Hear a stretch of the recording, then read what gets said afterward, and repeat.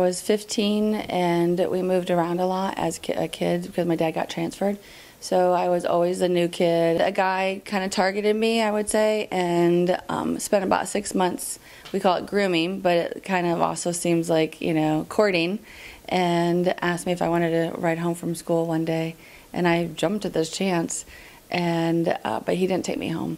He took me to his house. He said he forgot something, and I went in with him stupidly, and he gave me a pop, and it was laced with some drug, and I got drugged and dizzy, and then he raped me.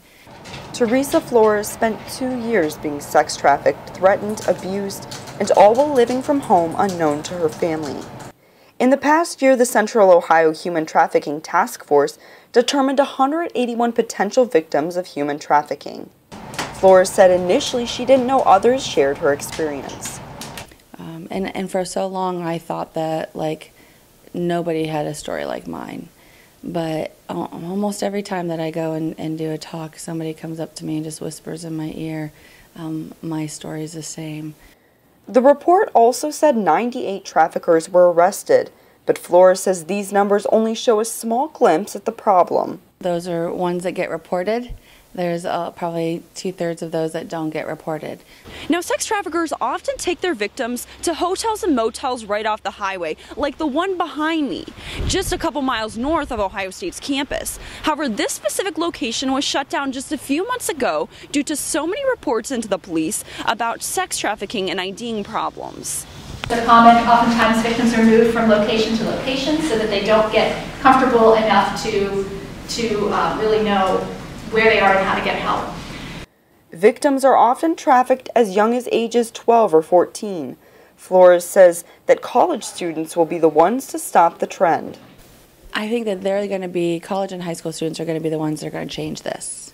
They're the ones that are now, like, hearing about it and it's common to them. Unlike the older people, they're like, you know, I don't believe that, or, you know, I've never heard that. But the college students have, and they're going into fields that they can actually do something and make changes. A speaker series program at OSU recently brought Michelle Hannon of the Salvation Army to talk about human trafficking and legislation in Ohio.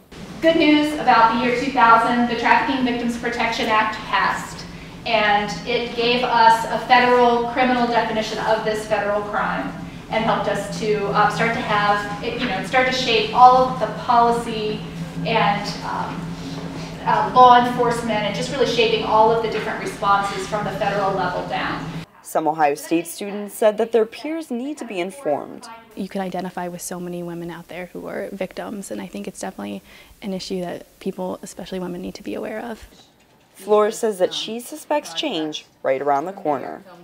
This is like the tip of the iceberg. I think we're now really breaking through, and the common person is hearing about this. If you or someone you know is being sex trafficked, call the Central Ohio Hotline at 614-285-HELP. I'm Melissa Prax for Lantern TV.